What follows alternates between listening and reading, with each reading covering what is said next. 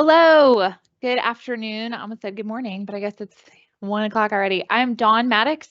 I'm a nurse and master of public health, and I work with the Joe R. Utley Heart Resource Center with Carrie Stewart, and I'm also here today with Alexandra. And we are doing a colorful day of cooking at home. Today, I'm going to be making energy balls. And what I love about these is they're great for adults, they're great for kids, and you can make them lots of different ways and kind of add your own signature things that you like. I went ahead and tied my hair back. I'm going to go ahead and wash my hands because this is one where you have to get your hands in there and it can get kind of messy. So the main ingredients that we're going to be using today is start with peanut butter and oats. And those are the two, I guess, largest ingredients that are in there. But if there's anybody in your sphere who has, or if you have any allergies to peanut butter, any kind of nut butter would work really well. I've used almond butter, and sun butter is another great alternative. But all of those, as long as you have something to kind of hold it together, it's really, really delicious.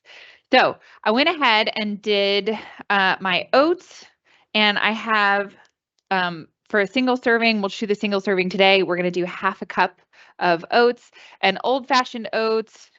I don't know where we got these, but old-fashioned oats are the same as rolled oats. It's basically just what you would do if you made your own oatmeal at home, if it didn't come out of the packet. And I did a half a cup of that. And next is peanut butter. Oh, wait, sorry, going back to the oats. So oats are a great source of fiber, and we know that fiber, especially soluble fiber, can really help bind to cholesterol, help you lower your cholesterol levels if that's something that you're looking at lowering. I won't pretend to be a dietitian, but I've picked up on a lot of these things that the brilliant staff here have taught me. And peanut butter, moving on to that. So we'll go ahead and add that. It's I'm sorry, I said half a cup. That's 3/4 cup of the oats and half a cup of the peanut butter.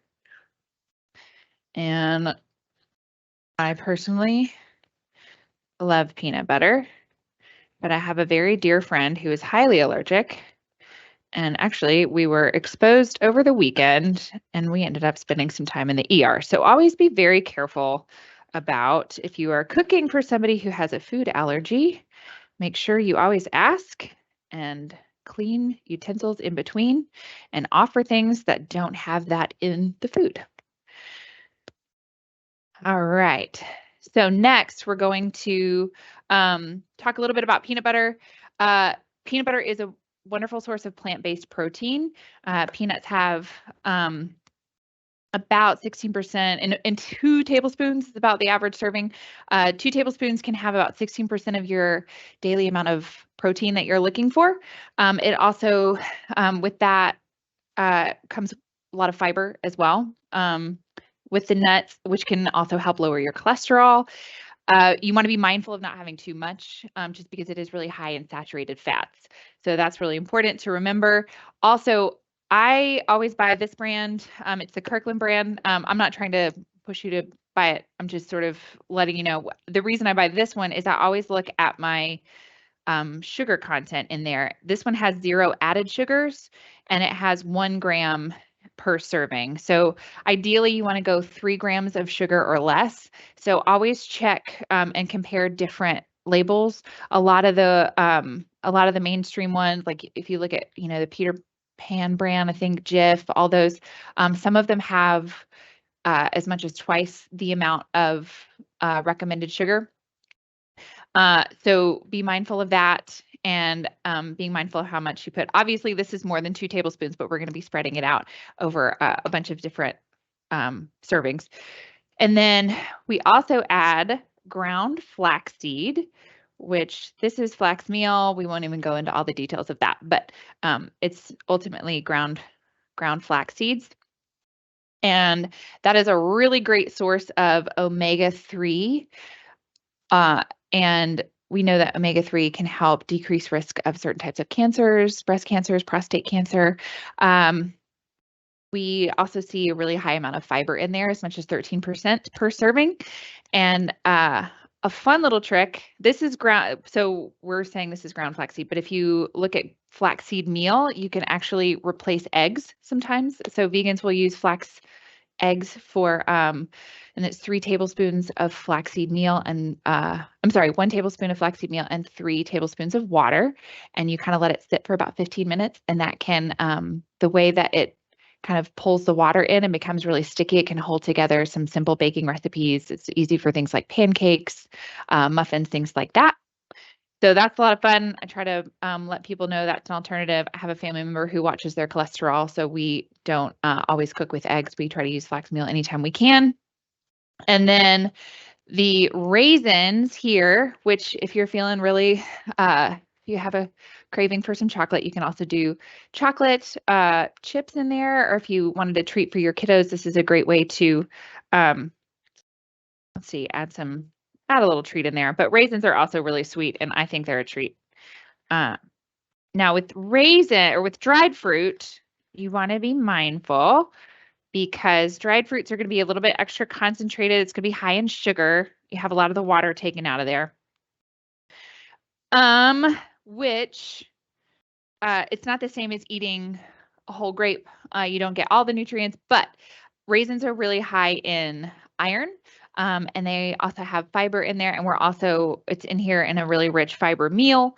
So you don't have to worry as much. It would help not spike the blood sugar as high. So when you're eating things that are high in sugar and you add fiber in that meal, that can really kind of help keep that, the fiber kind of binds to the sugar. So it kind of keeps you from spiking as high. If you're adding dried fruit, and dried fruit comes with a lot more nutrients than, say, candy. So I like to keep some dried fruit around my house if I'm craving some sweet. And then these are my chia seeds. And I like to add these whenever I can. I throw them on my oatmeal in the morning, in yogurt, things like that. They are, I don't know, I don't think they have a whole lot of flavor, but they do come again with lots of fiber, and they actually have quite a bit of calcium. About 1 ounce or 100 grams comes with about 17% of your daily calcium, depending. Always check the label, but that's a great way, especially for women who are heading into perimenopause or menopausal phase. It's a great food to get some extra nutritional calcium in there.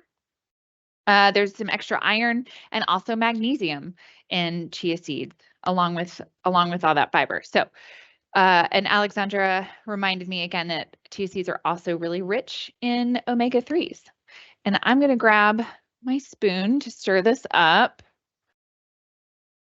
And then I'm probably just going to give in and use my hands here in a minute because it just gets really messy, but it's great. And then if the balls are not sticking together as well, I was making this with my kids last night and they were begging me to eat some, but it was right before bed. So I let them have a little bit. It was great. But I also wanted to keep some for today, and I'll show you the finished product here in a minute, because these are really best when you have them in the fridge and cool them because they'll hold together a little bit better. All right. This is the point where you just give in and use your hands. But if you find that they're not fully sticking together, I always will just add a little bit of either maple syrup or maybe some honey to them to help hold them together. But sometimes I don't even need it, and it keeps those are more naturally occurring sugars, less processed, less sugar for a lot of folks is what we're looking for sometimes. So I won't even add them. Okay. So, sorry, I'm already making a mess. I'm a very messy food prepper, which drives my husband crazy, but that's okay. So you want to make about 1-inch balls. There we go. And so you just kind of make sure everything is really evenly distributed. And a serving size of these is going to be about 2 to 3. And so if you're really hungry, this can kind of tide you over to your next meal. And you can kind of pair it with, I don't know, there's already some dried fruit in here, but if you're really hungry and wanted to eat more than 2 or 3, that's a lot of peanut butter. But you could grab an apple or something. I always love apples and peanut butter too. All right. Are there any questions while I'm getting all these? See, this is where you just have to go all in. Get your hands all up in there. Okay, good. So these, again, are really great because not only can you change your base, I would always do the rolled oats or old-fashioned oats, but not just the peanut butter, but instead of raisins, you could cut up some dried apricots, you could cut up some dried mangoes, again, chocolate chips, you could mix even more of those in there, and do several different, or cranberries, dried cranberries. And you can, this recipe did not call for chia seeds at all, but again, I know my family health history and I know osteoporosis runs in my family, so I'm always mindful of sneaking in some extra calcium when I can. And let's see what else. The honey, and I have a really sweet-toothed 3-year-old, and so, sometimes I'll add a little bit of sweetness to get her more interested in foods, because again, she's getting all the fiber and nutrients from the other ingredients. So you can always kind of cheat. So it's great for kids, and you can throw it in a bag. I will say they are best, and they hold their shape the best when they come out of the fridge, but this is going to be a really small one. That's okay.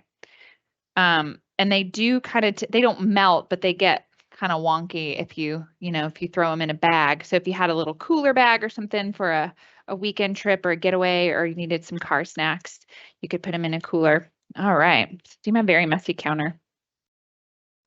And I will show you the finished product.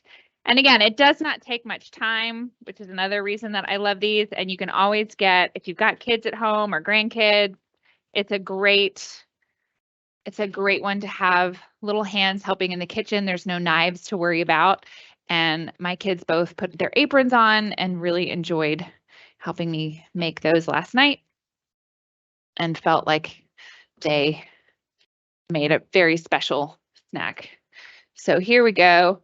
So you can kind of see these guys are the finished product, and they also have a little bit of time. You can soak in the flavors into the oats. And I mean, you can't really tell much of a difference, except the oats have soaked those in a little bit. But I'm going to put these in the fridge and let them kind of cool off. 20 to 30 minutes is enough, and then they'll be good to go.